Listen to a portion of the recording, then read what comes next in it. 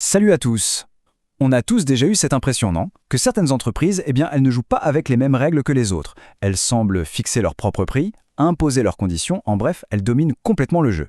Alors, c'est quoi leur secret? Il tient en deux mots, le pouvoir de marché. Et aujourd'hui, on va décortiquer ensemble ces règles un peu invisibles qui façonnent toute notre économie.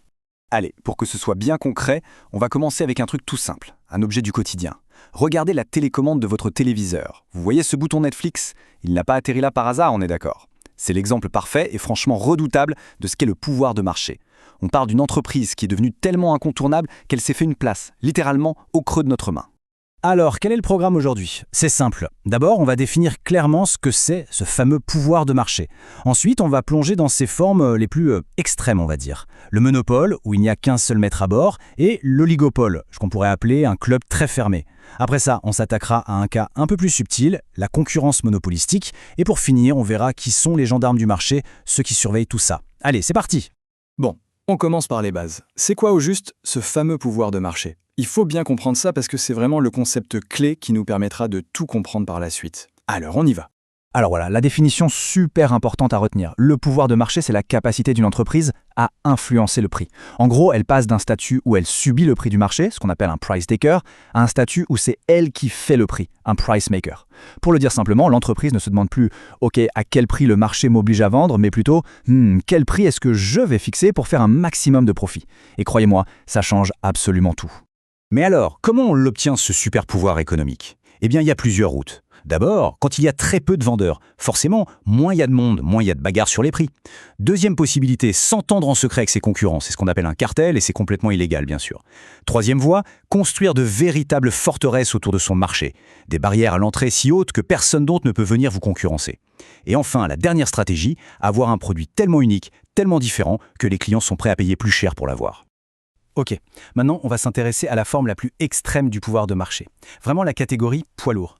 Le cas où une seule entreprise se retrouve toute seule sur le ring, le monopole. Là, la définition est simple comme bonjour. Un seul et unique vendeur face à plein d'acheteurs. Il n'y a pas d'alternative, pas de plan B, pas de concurrent à l'horizon. Si on veut le produit, on n'a pas le choix. Il n'y a qu'une seule porte à laquelle frapper. Voilà, c'est ça, le monopole. Mais attention, il faut savoir qu'il y a plusieurs saveurs de monopole, si on peut dire. D'abord, on a le monopole naturel. Pensez à la SNCF et à son réseau de rails. Ce serait complètement absurde et beaucoup trop cher de construire un deuxième réseau juste à côté, non? Donc, c'est naturel qu'il n'y ait qu'un seul acteur. Ensuite, il y a le monopole d'innovation. Ça, c'est quand une entreprise invente quelque chose de génial, un nouveau médicament par exemple. Pour la récompenser, on lui donne un brevet qui lui garantit une exclusivité temporaire. Et enfin, on a le monopole institutionnel. Là, c'est l'État qui décide et qui dit « Stop, sur ce marché-là, je n'autorise qu'une seule entreprise ». L'exemple parfait, c'est la Française des Jeux pour les loteries. Et pour voir la puissance d'un monopole en action, l'exemple de De Beers est juste incroyable. Le géant du diamant, à une époque, ne se contentait pas de fixer les prix. Non, ils allaient beaucoup plus loin. Ils contrôlaient la rareté elle-même. Ils stockaient des tonnes et des tonnes de diamants dans des coffres forts juste pour créer une pénurie artificielle sur le marché. Et résultat, les prix grimpaient en flèche. C'est l'exemple parfait du price maker poussé à son paroxysme. Alors concrètement, pour nous les consommateurs, qu'est-ce que ça change? Mettons les deux situations face à face. D'un côté, un marché avec une concurrence parfaite. Là, toutes les entreprises se battent pour nous séduire, ce qui fait baisser les prix et augmenter les quantités disponibles. Le grand gagnant, c'est nous. De l'autre côté, le monopole. Et là, c'est le monde à l'envers. On se retrouve avec moins de produits disponibles, des prix bien plus élevés et tous les profits qui vont dans la poche d'une seule et même entreprise. Bon, le monopole pur, où il n'y a vraiment qu'un seul acteur, c'est assez rare en vérité. Ce qui est beaucoup plus courant, c'est une situation où ils ne sont pas un, mais disons une poignée de géants à se partager le gâteau. Et là, on entre dans le club très sélect de l'oligopole. L'oligopole, c'est ça. Un marché dominé par un tout petit nombre de très grandes entreprises. Et des exemples, en fait, on en a partout autour de nous.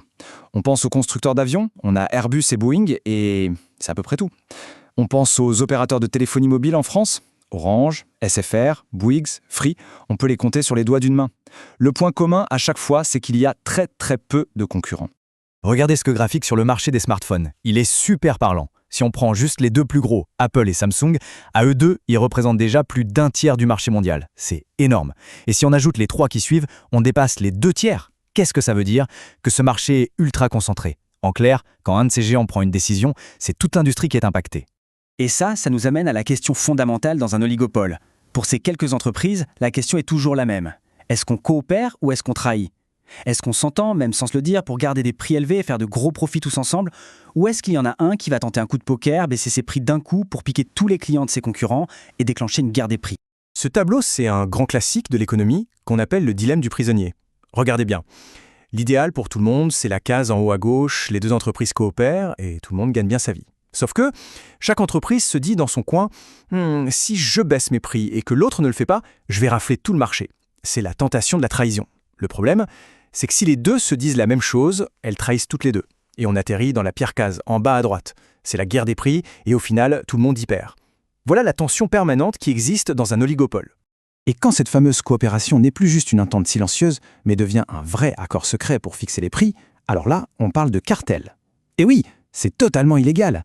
Et ça n'arrive pas que dans les séries, hein. En France, on a eu le cas célèbre du cartel du jambon. Plusieurs grands producteurs se sont mis d'accord en secret pour maintenir des prix élevés. Résultat des courses, une amende de 93 millions d'euros. Ça montre bien que ce genre de coopération ne plaît pas du tout aux autorités. Ok, on a vu le cas où il y en a un seul, le monopole. On a vu le cas où ils sont une poignée, l'oligopole.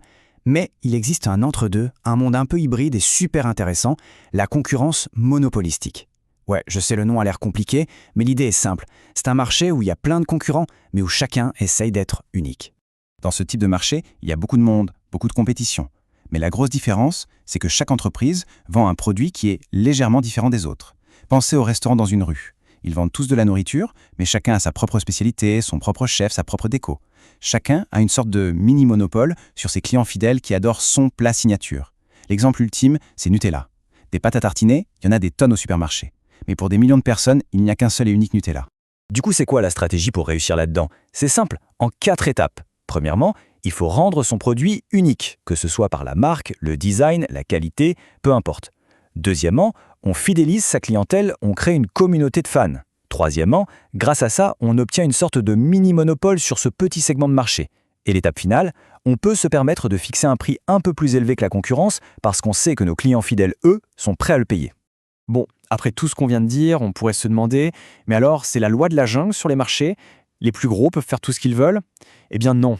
Heureusement, il existe des arbitres, des sortes de gendarmes de l'économie. C'est le rôle des autorités de la concurrence, la police des marchés. Et là, il y a une nuance qui est hyper importante à comprendre. La loi n'interdit pas à une entreprise d'être dominante, d'être la meilleure, la numéro 1. Ça, ce n'est pas illégal.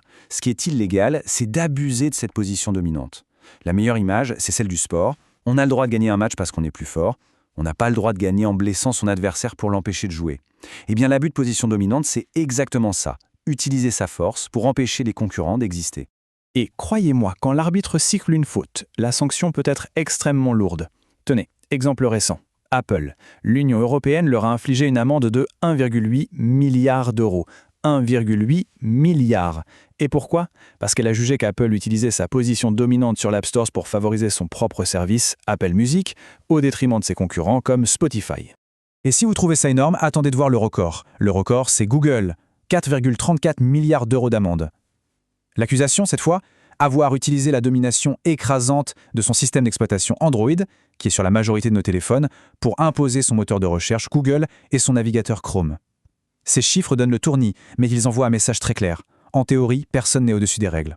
Et tout ça, ça nous amène à la grande question de notre époque. Face à ces géants de la tech qui sont devenus des véritables empires mondiaux, est-ce que des amendes, même de plusieurs milliards, sont encore suffisantes pour réguler leur pouvoir? Est-ce que leur taille, la quantité de données qu'ils possèdent, leur puissance financière, est-ce que tout ça ne les a pas rendus, au fond, un peu intouchables? La bataille entre ces nouveaux géants et les régulateurs, en tout cas, est loin d'être terminée. C'est une question ouverte et c'est là-dessus qu'on va se quitter. Merci d'avoir suivi